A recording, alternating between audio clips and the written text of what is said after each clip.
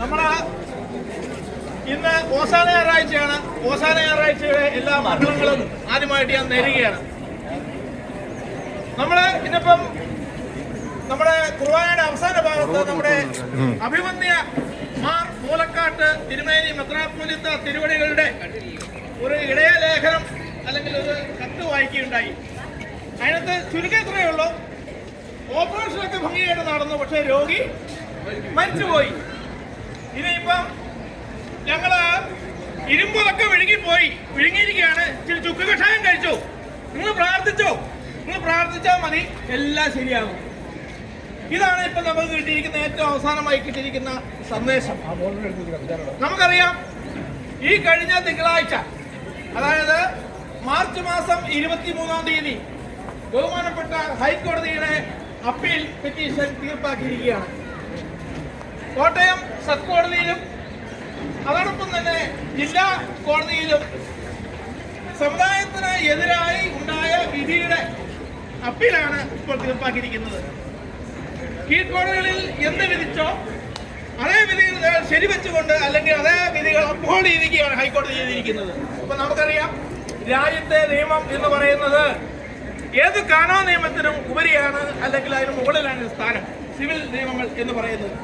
അപ്പൊ തീർച്ചയായും ഇന്ന് ഈ രാജ്യത്ത്, ഇന്ത്യ മഹാരാജ്യത്ത് നിലവിലുള്ള നിയമം അനുസരിച്ചിട്ട് കാനായ സമുദായത്തിന് എൻഡോഗമി ഇല്ല, അല്ലെങ്കിൽ കാനായ ദേവാലയങ്ങളിൽ മറ്റ് രൂപതകളിൽ നിന്നുള്ള അല്ലെങ്കിൽ മറ്റ് രൂപതാംഗങ്ങൾക്ക് കൂടെ അംഗത്വം കൊടുക്കണം എന്നാണ് ആ വിധിയുടെ സാരാംശം.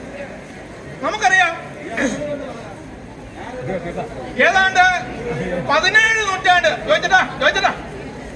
ഏതാണ്ട് 17 നൂറ്റാണ്ട് 1700 കൊല്ലങ്ങളായിട്ട് കാനായ സമുദായം കേരളത്തിൽ ഇവിടെ നിലനിന്ന് പോരുന്നതാണെന്നുള്ളത് ഞാൻ നിങ്ങളെ പറഞ്ഞു മനസ്സിലാക്കേണ്ട കാര്യമില്ല.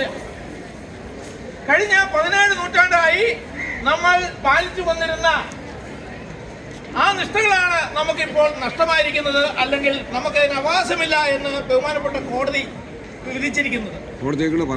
ഇപ്പൊ നമുക്ക് ഇതിനകത്ത് പറയാനുള്ള കാര്യം എന്താണെന്ന് വെച്ചെന്നാല്, ഇത് വളരെ ആസൂത്രിതമായിട്ട്, അല്ലെങ്കിൽ ഈ വിധി ഇങ്ങനെ ഉണ്ടാകണം എന്നുള്ള നിലയ്ക്ക് ചോദിച്ചു മേടിച്ച ഒരു വിധിയായിട്ടാണ് നമുക്ക് ഇത് വിശകലനം ചെയ്യുമ്പോൾ, നമുക്ക് പഴയ കാര്യങ്ങൾ വിശകലനം ചെയ്യുമ്പോൾ നമുക്ക് സാധിക്കാൻ പറ്റുന്നത്. നമുക്കറിയാം, ഏതാണ്ട് 2025 ഡിസംബർ മാസം 12-ാം തീയതിയാണ് മൂലക്കാട്ട് മെത്രാൻ കോട്ടയം അതിരൂപതയുടെ മെത്രാനായി ഇവിടെ ചാർജ് എടുത്തത്. അതിനുശേഷം അദ്ദേഹത്തിന്റെ ഭാഗത്തു നിന്നുണ്ടായ എല്ലാ നടപടികളും, എല്ലാ അദ്ദേഹത്തിന്റെ നീക്കങ്ങളും സമുദായത്തെ ഇന്നത്തെ നിലയിൽ എത്തിക്കുക, അല്ലെങ്കിൽ സമുദായത്തെ ശരീകരിക്കുക എന്നുള്ള നിലയിലായിരുന്നു എന്ന് നമുക്ക് അദ്ദേഹത്തിന്റെ പഴയ പ്രവർത്തനങ്ങൾ അല്ലെങ്കിൽ അദ്ദേഹത്തിന്റെ മുൻകാല രീതികൾ പരിശോധിച്ചാൽ മനസ്സിലാകും. ഈ മൂലക്കാട്ട് മെത്രാനാണ് പറഞ്ഞത്, ഞാൻ കാനായ സമുദായത്തിന്റെ മെത്രാനല്ല, ഞാന് സഭയുടെ മെത്രാനാണ് എന്ന് പറഞ്ഞത് മൂലക്കാട്ട് മെത്രാനാണ്. അദ്ദേഹം ഒന്ന് ഓർക്കേണ്ടിയിരുന്നു. എന്നുകൊണ്ടാണ് മാർ മൂലക്കാട്ട് കോട്ടയം രൂപയുടെ മെത്രാനായി വന്നത്. അദ്ദേഹം കാനായക്കാരനായതുകൊണ്ട് മാത്രമല്ല വന്നത്. പക്ഷേ അദ്ദേഹം പറയുകയാണ്, ഞാൻ സമുദായത്തിന്റെ മെത്രാനല്ല, ഞാൻ സഭയുടെ, ഞാൻ സിറോമലബാറിന്റെ മെത്രാനാണ്. അതുപോലെ തന്നെ അദ്ദേഹം പറഞ്ഞു, അദ്ദേഹം കോടതി അനാവശ്യമായ ഒരു സ്റ്റേറ്റ്മെന്റ് കൊടുത്തു. കാനായ തോമ എന്ന് പറയുന്ന നമ്മുടെ പൂർവ്വപിതാവ്, അദ്ദേഹത്തിന്റെ ആദ്യ ഭാര്യ മരിച്ചതിന് ശേഷം തദ്ദേശീയായ, ചിലർ പറയുന്നു, ചില വൈദികരൊക്കെ അതിലൊക്കെ ഭയങ്കര പ്രബന്ധങ്ങളാണ് നിൽക്കുന്നത്. കാനായ തോമയുടെ ഭാര്യ ഒരു വേലത്തിയായ സ്ത്രീയായിരുന്നു എന്ന് പറഞ്ഞ ഒരു വൈദിക നമ്മൾക്കുണ്ട്. അപ്പൊ അത്തരത്തിലുള്ള അനാവശ്യമായ നമ്മുടെ വാദഗതികളെ എന്താ പറയുക, നമ്മുടെ വാദഗതികളെ ഇല്ലാതാക്കുന്ന, ദുർബലപ്പെടുത്തുന്ന തരത്തിലുള്ള നടപടിയാണ് അദ്ദേഹം പറഞ്ഞുകൊണ്ടിരിക്കുന്നത്. അദ്ദേഹം പറഞ്ഞ അതുപോലെ തന്നെ അദ്ദേഹം പറഞ്ഞു, ഒടുവിൽ പള്ളി വെച്ച് കഴിഞ്ഞ കൊല്ലം പറഞ്ഞു, നമ്മുടെ കാനായ സമുദായം അല്ല കോട്ടയം രൂപത, കാനായ സമുദായത്തിന്റെ കോട്ടയം രൂപത എൻഡോഗമസ് ആയിട്ടല്ല സ്ഥാപിച്ചിരിക്കുന്നത് എന്ന് പറഞ്ഞാൽ നമുക്ക് എൻഡോഗമസ് ഇല്ല എന്ന് നമ്മൾ തന്നെ പറയുകയാണ്. നമ്മൾ എൻഡോഗമസ് അല്ല. അപ്പൊ അദ്ദേഹം ആഗ്രഹിച്ചു അത് തന്നെയാണ്, അദ്ദേഹം ആഗ്രഹിച്ച രീതിയാണ്. അപ്പൊ അവൻ ജയിച്ചു. ആരാണ് ജയിച്ചത്? കാനായ സമുദായം പരാജയപ്പെട്ടു. മൂലക്കാരനും അദ്ദേഹത്തിന്റെ പാർശ്വവർത്തികളും ഇവിടെ വിജയിച്ചിരിക്കുകയാണ്.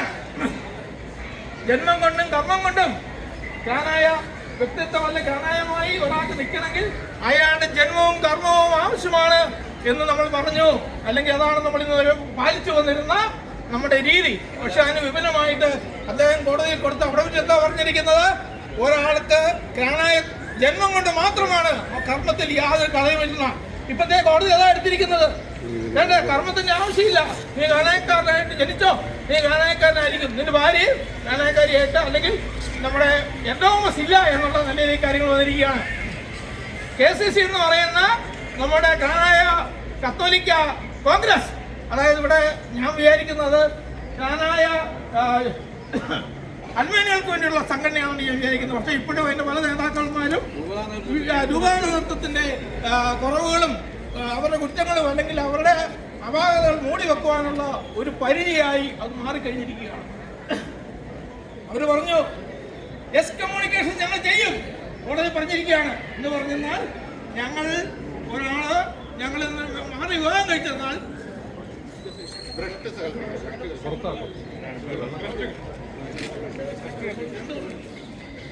സ്പീക്കിംഗ് അത് കോടതിക്ക് വലിയ എന്താ പറയുക, കോടതിയെ സംബന്ധിച്ച് നമുക്ക് വലിയ ദോഷകരമായ ഇതായി മാറി. നമുക്കറിയാം, ഫാദർ ജേക്കബ് മുല്ലൂർ അദ്ദേഹം 22/1/2006 ഒരു പ്രബന്ധം അവതരിപ്പിച്ചു. അതിനകത്ത് അദ്ദേഹം റീഡിഫൈൻ കാനായ ഐഡന്റിറ്റി അദ്ദേഹം പറയുന്നു. അദ്ദേഹത്തെ എന്താണ് മാറിക്കെട്ടി വരുന്നവരെ നമ്മുടെ സമുദായത്തിലേക്ക് ചേർക്കുക എന്ന് പറഞ്ഞാൽ അവർ ഉദ്ദേശിച്ച അല്ലെങ്കിൽ അതിനുവേണ്ടിയുള്ള വലിയ പശ്ചാത്തലം ഒരുക്കുകയായിരുന്നു അവർ ഈ കാലങ്ങളായിട്ട് ചെയ്തുകൊണ്ടിരിക്കുന്നത്. നമുക്കൊരു കൊച്ചുമന്ത്രാനുണ്ട്, അദ്ദേഹത്തിന്റെ പേര് മാർ ജോസഫ് പണ്ടാരശ്ശേരി. അദ്ദേഹം എന്താ പറയുന്നത്? സീറോ മലബാറാണ്. അദ്ദേഹം പറയുന്നത് സീറോ മലബാറാണ് എൻ്റെ അമ്മ. അപ്പൊ ഇത്തരത്തിലുള്ള കാര്യങ്ങളാണ് നമുക്കറിയാം. നമ്മുടെ കേസുകളെല്ലാം നടത്തിയത് നമ്മുടെ വലിയ വലിയ വലിയ വലിയ ബഹുമാനപ്പെട്ട മൈക്കൽ വെട്ടിക്കാടത്തിലാണ്. അദ്ദേഹത്തിന് ഇപ്പം ഈ സ്ഥാനത്ത് നിലനിർത്തിയിരിക്കുന്നതിന് ഈ കേസുകൾ നടത്തുക എന്നുള്ള ലക്ഷ്യത്തിലാണ്. എന്താ സംഭവിച്ചിരിക്കുന്നത്? അദ്ദേഹം വലിയ മിടുക്കല കേസ് നടത്താനായിട്ട് നമുക്കറിയാം.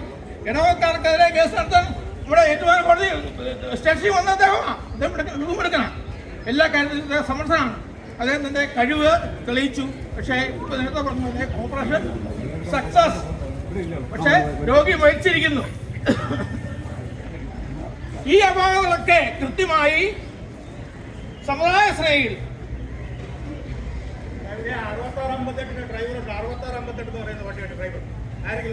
ഒന്ന് മാറ്റി പോകണം. അങ്ങനെ വണ്ടി ഉണ്ടെന്ന് മാറ്റി പ്ലേസ് ഓണറൊക്കെ പോകാൻ. അപ്പം ഈ അപാകങ്ങളൊക്കെ നമ്മള് പല പ്രാവശ്യം നമ്മള് ചൂണ്ടിക്കാണിക്കുകയുണ്ടായി.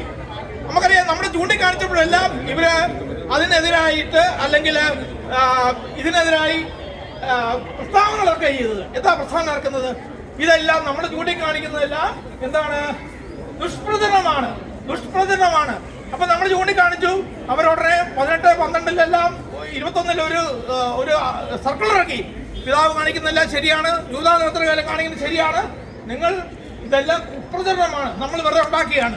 4/10/2022 അവിടെ മാറ്റം വരുത്തണം എന്ന് പറഞ്ഞ് നമ്മൾ പറഞ്ഞതിനെതിരെ അവര് ഒരു കുറിപ്പിറക്കി. അതിനകത്ത് പറയുന്നു എല്ലാം മാറ്റം വരുത്തേണ്ടതില്ല, അല്ലെങ്കിൽ അവിടെ മാറ്റം വരുത്തേണ്ടതില്ല, എല്ലാം ഭംഗിയായിട്ടാണ് പോകുന്നത്. 4/2022 പ്രിസ്ബിറ്റർ കൗൺസിൽ എന്ന് പറഞ്ഞ വൈദിക സമിതി ഒരു കത്ത് പുറപ്പെടുവിച്ചിട്ടുണ്ട്. അതിനകത്തെല്ലാം പറയുന്നത് ഇതെല്ലാം നമ്മൾ പറയുന്നതെല്ലാം കുപ്രചരണമാണ്, എല്ലാം ഏറ്റവും ഭംഗിയായിട്ടാണ് നടക്കുന്നത്. നമുക്കറിയാം, ഇപ്പം നമ്മുടെ വിദേശ കാനായ മിഷന്റെ പേര് സ്ഥാപിച്ച പള്ളികൾ മുഴുവനും നമ്മളിന്ന് പോയി.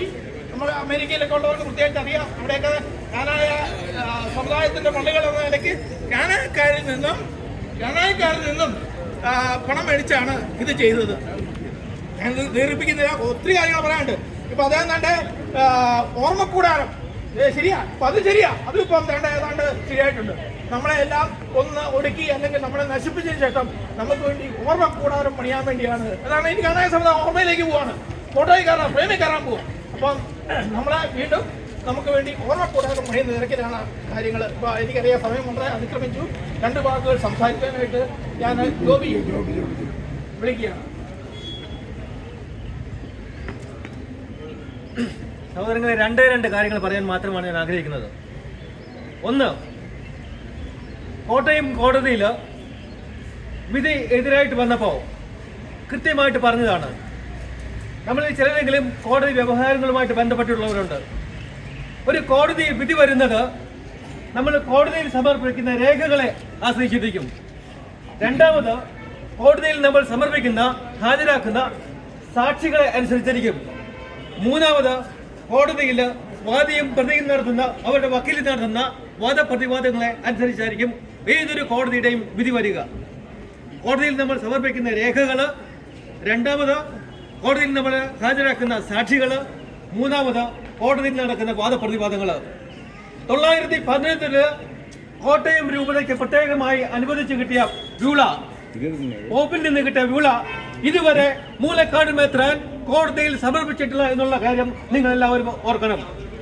രണ്ടാമത് ജന്മം കൊണ്ടും കർമ്മം കൊണ്ടും മാറിക്കിട്ടിയവനും കിണാറായ അംഗത്വം നഷ്ടപ്പെടുന്നില്ല എന്ന് കോട്ടയം രൂപതയുടെ മൂലക്കാട് മെത്രാൻ കോടതിയിൽ സമർപ്പിച്ചിരിക്കുന്നു.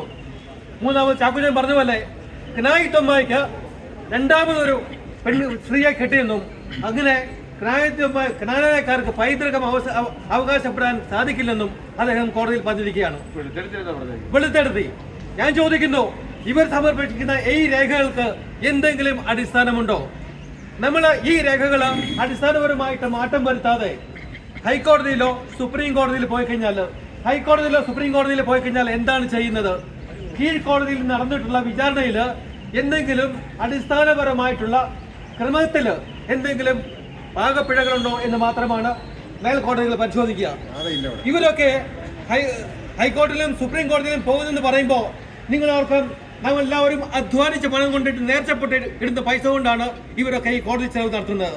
ഇവരാരും വേർത്ത് അധ്വാനിച്ച പൈസയല്ല. നമ്മൾ ഓരോരുത്തരും വേർത്ത് അധ്വാനിച്ച് പള്ളിയിൽ കൊണ്ടുകൊടുക്കുന്ന പൈസ കൊണ്ട് പുട്ടടിക്കുകയും സുപ്രീം കോടതിയിൽ പോവുകയും ചെയ്യുന്നു. സുപ്രീം കോടതിയിൽ പോയി കഴിഞ്ഞിട്ട് പോയി വന്നു കഴിഞ്ഞാൽ ഇയാൾ എന്ത് ന്യായമാണ് പറയാൻ പോകുന്നത്? ഉണ്ടാക്കണമോ അതിനെതിരെ പ്രതികരിക്കണമോ എന്ന് നിങ്ങൾ ചിന്തിക്കണം. നമ്മുടെയൊക്കെ കുടുംബത്തിൽ ആരെങ്കിലുമൊക്കെ മാറി കെട്ടിയിട്ടുള്ളവരുണ്ടാവും. പക്ഷേ നമ്മുടെയൊക്കെ കുടുംബത്തിൽ ആരെങ്കിലും മാറി കെട്ടിയിട്ടുണ്ടെങ്കിൽ അവരുമായിട്ടുള്ള വൈകാരിക ബന്ധത്തിന്, സ്നേഹബന്ധത്തിന് ഏതെങ്കിലും തരത്തിലുള്ള കോട്ടമുണ്ടായിട്ടുണ്ടോ എന്ന് നമ്മൾ ചിന്തിക്കണം. ഒരിക്കലുമില്ല. പിന്നെ അങ്ങനെയെങ്കിൽ 17 നൂറ്റാണ്ടുകൾക്ക് മുകളിൽ പാരമ്പര്യമായിട്ട് നമ്മൾ പുലർത്തി പോകുന്ന ഈ പൈതൃകവും പാരമ്പര്യവും നമ്മൾ സംരക്ഷിക്കണമോ? നമ്മുടെ കൊച്ചുമക്കൾക്ക് വേണ്ടി, പെൺമക്കൾക്ക് വേണ്ടി, ആൺകുട്ടികൾക്ക് വേണ്ടി നമ്മൾ സംരക്ഷിക്കണോ വേണ്ടയോ എന്നുള്ള ഒരു തീരുമാനം നാം എടുക്കാൻ സമയമായിരിക്കുന്നത്. ഇവിടെ നമ്മളെല്ലാവരും ഒരുമിച്ച് ജനിച്ചു വളർന്ന ഈ പള്ളിയിൽ പരസ്പരം പഴിയാരുവാനല്ല. മൂലക്കാട് മെത്രാനും ഇന്ന് നെറികെട്ട വൈദികനും ഇന്ന് പള്ളിയിൽ വായിച്ചതിന്റെ അർത്ഥം എന്താണ്? ഞങ്ങൾക്ക് വേണേ പുല്ലാടാ, നിങ്ങൾക്ക് വേണമെങ്കിൽ എന്തെങ്കിലും ചെയ്തോളൂ. സുപ്രീം കോടതി പോയി കഴിഞ്ഞാൽ നിരുപാധികം ഈ കേസ് തള്ളിക്കളയുമെന്ന് അറിഞ്ഞുകൊണ്ട് തന്നെ അവിടെ ഒന്നും വേർപ്പെടുത്തി കാശുകൊണ്ടല്ല. ഒന്ന് ചിന്തിക്കണം. രണ്ടാമത് ഒറ്റ കാര്യങ്ങൾ പറയട്ടെ. നമ്മുടെ ഈ സമുദായം ഈ നിലയിൽ വന്നിട്ടുണ്ടെങ്കിൽ അതിന്റെ പുറകിൽ പ്രവർത്തിച്ചിരിക്കുന്ന നമ്മുടെ ഓരോരുത്തരുടെയും കുടുംബത്തിലുള്ള നേഴ്സുമാരുടെ അധ്വാനമുണ്ട്. ഇന്ന് കാരിത്താസ് കാണിക്കുന്നത് എന്താണ്? ഈ കാരിത്താസിൽ ജോലി ചെയ്യുന്ന ഒരു കനാനായ പെൺകുട്ടി 30,000-40,000 മേടിച്ചു കഴിഞ്ഞാൽ അതുകൊണ്ട് അവള് കള്ളി ഷാപ്പിലേക്ക് അല്ല പോകുന്നത്. മറിച്ച് നമ്മുടെ ഓരോരുത്തരുടെയും കുടുംബത്തിന്റെ ചെലവ് നിർവഹിക്കാൻ വേണ്ടി വേണ്ടത്. ഇത് മൂലക്കാട് മെത്രാനോ പൊണ്ടാശ്ശേരി മെത്രാനോ അവിടെ ഇരിക്കുന്ന ജിനു കാവിനോ എന്തിന് ഇവരാരെങ്കിലും അധ്വാനിച്ചുണ്ടാക്കിയതാണോ കാരിത്താസ്? അല്ല. നമ്മളൊക്കെ നമ്മുടെ പൂർവികന്മാരായിട്ട് പിടിയരെയും മുട്ടയും മാറ്റി വെച്ചുണ്ടാക്കിയ സ്ഥാപനം. ഇത് നമ്മുടെ പെൺമക്കള് അവിടെ ജോലി ചെയ്യുമ്പോൾ അവർക്ക് ന്യായമായ വേതനം വേണമെന്ന് പറയുമ്പോൾ അതിനെ പുറഞ്ഞിരിക്കുന്ന അത് മൂലക്കാടാണെങ്കിലും മറ്റ് പണ്ടാരശ്ശേരിയാണെങ്കിലും സാക്ഷാൽ നീണ്ടുപള്ളിയിരിക്കുന്ന ബിഹാരിയാണെങ്കിലും പുറംകാലം കൊണ്ട് പുറത്തെടുക്കുവാനുള്ള ആർജവും നാം ഇന്ന് കാണിച്ചില്ലെങ്കിൽ ഈ സമുദായം അന്യം തിന്നു പോകുന്നുള്ള കാര്യം നിങ്ങൾ മനസ്സിലോട്ട് വയ്ക്കുക. പള്ളിയിൽ ഇന്ന് പ്രതിഫലിച്ചപ്പോൾ ചിലർ വിരലിച്ചുകൊണ്ടത് കണ്ടു. KCC പ്രസിഡന്റ് അവിടെ നിൽക്കുന്നുണ്ട്. ആത്മാർത്ഥതയുണ്ടെങ്കിൽ അന്തസ്സുണ്ടെങ്കിൽ KCC പ്രസിഡന്റ് അവിടെ സംസാരിക്കണം. നിന്റെ നിലപാട് എന്താണെന്ന് വ്യക്തമാക്കണം. ഈ സമുദായം നിലനിന്ന് കാണണമോ വേണ്ടയോ എന്നുള്ള കാര്യത്തെക്കുറിച്ച് വ്യക്തമായ നിലപാടെടുക്കുവാൻ എന്നെ ശ്രമിക്കുന്ന KCC പ്രസിഡന്റ് കാണിക്കണം. ഇല്ലെങ്കിൽ ഇവനെ കനാനായ സമുദായത്തിന്റെ ആദ്യം കാണാൻ വേണ്ടിയിരിക്കുന്ന യുവദാസുകളാണെന്ന് നമ്മൾ തിരിച്ചറിയണം. ഒരിക്കൽ കൂടി പ്രത്യേകിച്ച് ചെറുപ്പക്കാരായ പെൺകുട്ടികളോടും യുവജനങ്ങളോടും സമുദായത്തെക്കുറിച്ചുള്ള കാര്യങ്ങൾ വ്യക്തമായി മനസ്സിലാക്കുക. സമുദായം എന്താണെന്ന് മനസ്സിലാക്കുക. നിങ്ങളുടെ മാതാപിതാക്കന്മാർ എന്തിനു വേണ്ടിയിട്ടാണ് ഇവിടെ പള്ളിയിൽ ശബ്ദമുയർത്തുന്നത്, പ്രതികരിക്കുന്നത് എന്നുള്ള കാര്യത്തെക്കുറിച്ച് നിങ്ങൾ തിരിച്ചറിയുക. ഇത്ര മാത്രം പറഞ്ഞുകൊണ്ട് ഞാൻ എൻ്റെ വാക്കുകൾ അവസാനിപ്പിക്കുന്നു.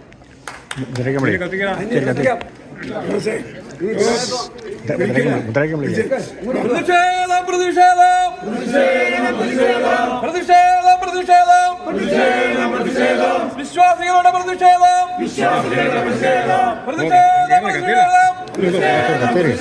ജ്ഞാനായത്വം പ്രതിഷേധം.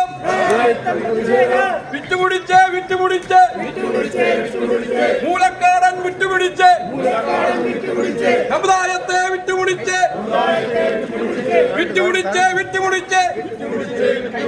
കായിത്തമ്മനെ വിട്ടുപിടിച്ച്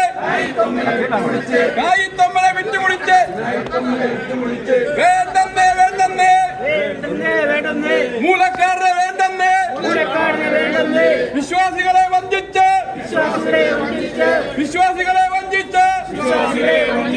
മൂലക്കാരൻ രാജിവെക്കൂ പുറത്തു പോകൂ ദൈവവിശ്വാസം സംരക്ഷിക്കൂ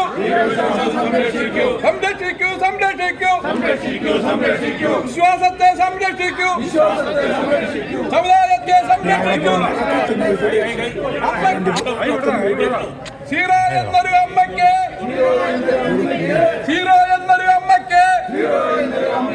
പൂർവ്വപിതാവിനെ പണയം വെച്ച്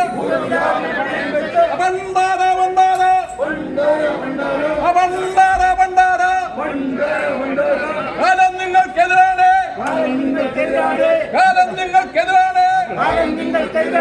വിശ്വാസികൾക്കെതിരാണ് രാജിവെക്കൂ പുറത്തു പോകൂ പ്രതിഷേധം